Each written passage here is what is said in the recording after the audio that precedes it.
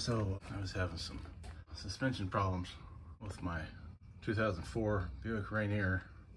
I had this problem before. These upper control arms, or trailing arms, had broke about 5 years ago. And I went to replace them, but I couldn't get the bolt that was in here, or the nut that was in here. It would just spin, and I couldn't get them free. What I did before, because I couldn't replace with new ones, I welded a 3/4 inch bolt in here, and that's held up fine for 5 years. But then the frame rail rotted out on me,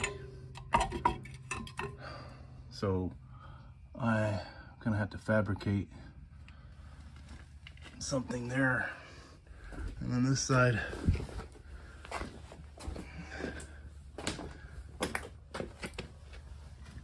oh, you can see I already welded on a piece of 1/8 inch here, but this part broke out.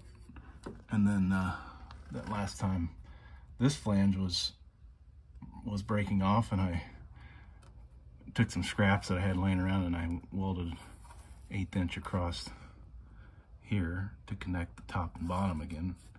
That looks like it's still okay. But I was getting ready to cut this off here, and I wanted to make sure I got it, got this captured, because one difficulty is trying to get it lined back up. I have this little piece here, and I think it goes right there. So I may leave a part of that and cut down this direction to cut that flange off, just so I have something to go by the hole. If I don't, I just eyeball the shocks for them to be more vertical. I mean, anything's gonna be better than what it was. So. Anyway, I'm getting ready to cut that off, so I'll come back after that. Cut this out best I could, trying to get a sawzall up in here and to try to get to this bracket here to give me something solid. Trying to keep from damaging my brake lines. So I've got this 4-inch 3/16 flat bar, and I'm gonna weld these back here, and then it's like this. Weld between, keep a little gap so it kind of tacks itself to the frame over there, and then down here and up there, I'll hold it in place, and even see if I can reach there. I don't know how well I'll reach it, but I gotta give it a try. Okay, well then after that, I'm gonna cut some more flat bar out there, and then weld it here, weld it in there. Well, I may have to notch that out a little bit, come out over top. When I know where to put this, I'll cut the rest of that off, because that's my guide. Just lets me kind of get a ballpark of where I'm at. And like maybe the piece I weld on the outside, I'll go all the way and tack it, and not tack it, but weld it onto that. And then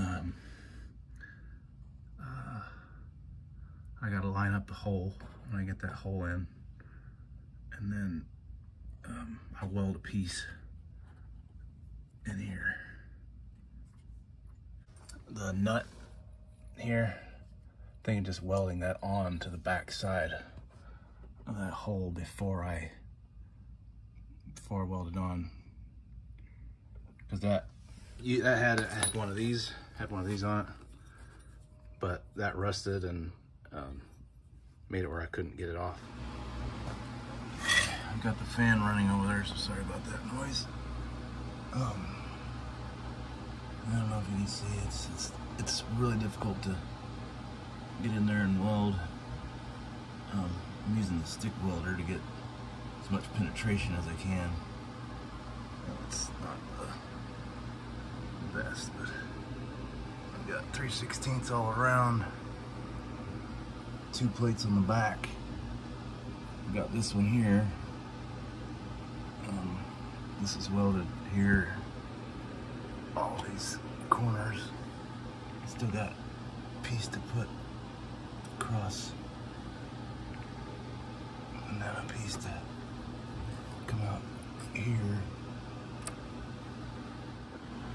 Alright, so I got this piece I fabricated to put in here. And I'm gonna try to weld it as many places as I can. That back corner, this joint here, around this here, and then across that bracket. Got this bottom all welded in. It looks nasty, but that's what you get with a cheap arc welder. Alright, so next thing is I've got this piece made. It goes up. So I get it one-handed. Goes up in here. Let's see if I can get the other piece. And then this piece, it's gonna go on the face of this flange and fit inside the rest. I don't know if I can show it or not.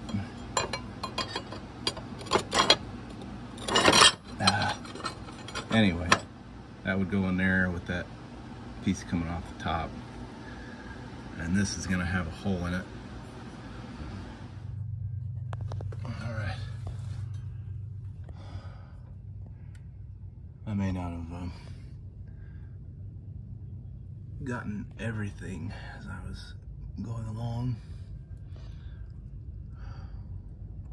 but you get the idea. You can see I've welded on the nut on the back side of that. They're still hot. It works. It's a little tight, a little tighter than I wanted, but that's how it goes. I know I didn't capture every step, but I went ahead and got that mounted, and I think I said in another video that I coated everything with spray grease just to keep a water repellent surface to help slow the rusting process. So that's what it looks like. I don't know if you can see it from there, but the back of that little box is actually curved. I bent this side at about a 45 and that side at a 45. So it's one continuous piece to give it some dimension and some strength. That is 3/16, so it's pretty robust. And I made sure I ran with a 6011 rod first to get penetrated in all the joints. And right here, what you're looking at is a previous repair. I just had some scrap steel laying on the floor that I patched in a hole. The last time I worked on this where the old upper control arms had broke. These little joints for the brake fluid, I'm gonna have to come up with some kind of little section to bring out here to mount that to. I mean, it'd probably be fine just sitting here, but if it wobbles, that's just gonna wear. It could wear on the lines if they're rubbing against something.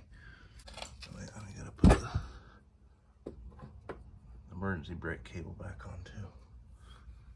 I kind of lost track about how to get the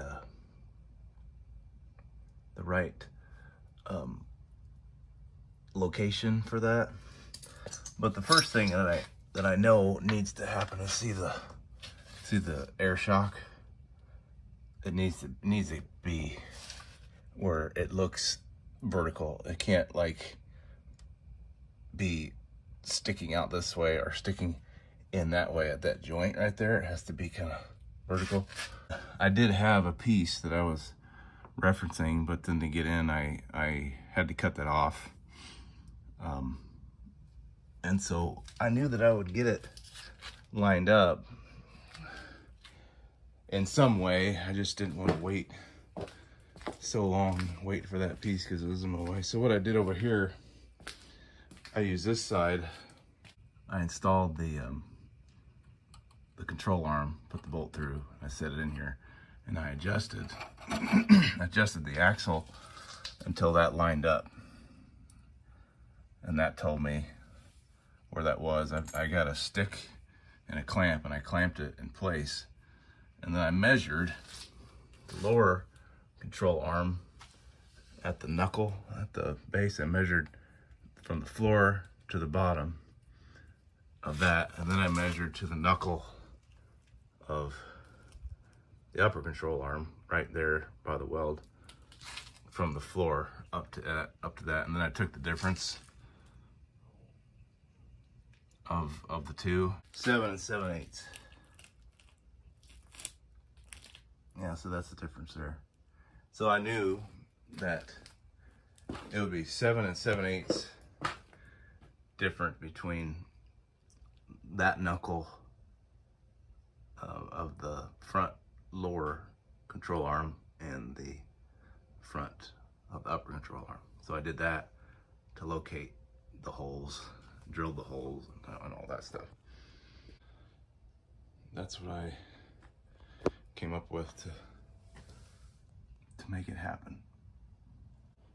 The other side, I may do it differently.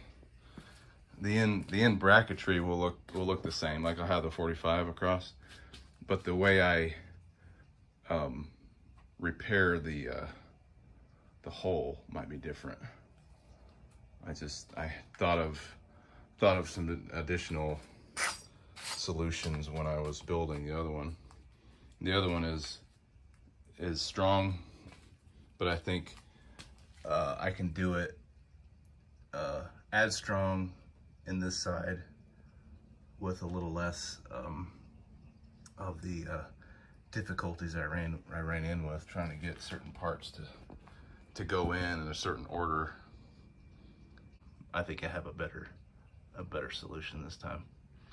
So I'll keep going. So I got that back in place. So the bolt in, and then I just got a square and this little piece of 1 inch by 1 inch square tubing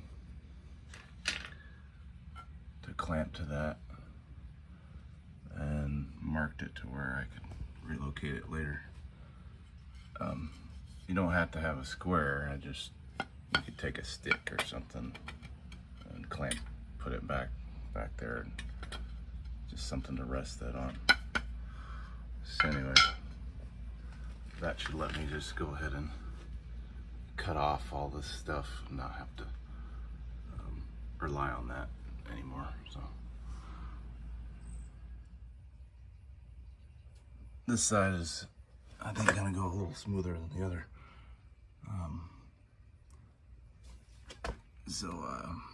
This was in pretty good shape, but I went ahead and cut back here. Got some 2 3/4 inch. I'm gonna slide in, goes past the opening, top and bottom, and then I've got 4 inch 3/16 that I'll put against that wall there, goes past the opening, and then I may do the same thing here. Put a piece of 3/16 goes past both directions, and then I may make up a yoke mount or front mount for that, and just locate it and tack weld it on. Might go a little more smoothly, because then I can drill the hole for the inside. Although I've got that 3/16 here, I can get it for height. It's just this, I don't know if those used to be 1/8 inch. I don't think so. I think it's probably like 14 gauge wall. So there's that little bit of thickness to contend with. Anyway, I'll figure it out. So I may do it how I described it, or I may use that as part of the side. Either way, I could have the yoke, I could locate where the hole would go, up and down, and then when I put it in here, I can slide it, you know, this way or that way to get the hole located this direction. And I may have the other part of the mount already welded to it, so that might work. So, got a piece of 2 3/4 inch and 2 3/4 inch. I cut off an edge of this one so that piece can fit down behind. It goes past the openings a little bit. And now I need to get another piece of 4 inch 3/16 like this one to put in here. I am gonna, let's see, what did I put there? 2 inch piece? Yeah, I gotta put a 2 inch piece there, and then a 6 inch piece by 4 inch here, and weld it all the way around with a 6011 rod to get it to penetrate as well as I could into that rusty frame. But in the top, you know, here,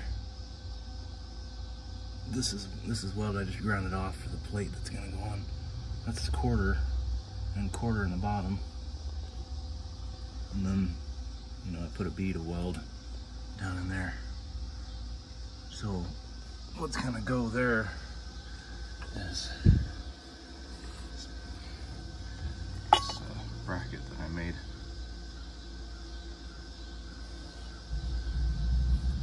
It doesn't look the prettiest because arc welder isn't the best at the really great looking welds. It's this little guy over here.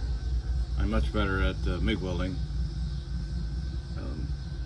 I just haven't practiced enough with this little arc welder that I bought last year. So I'm getting ready to put it on. All right, so this is looks like. I'd hold it against there as I weld it.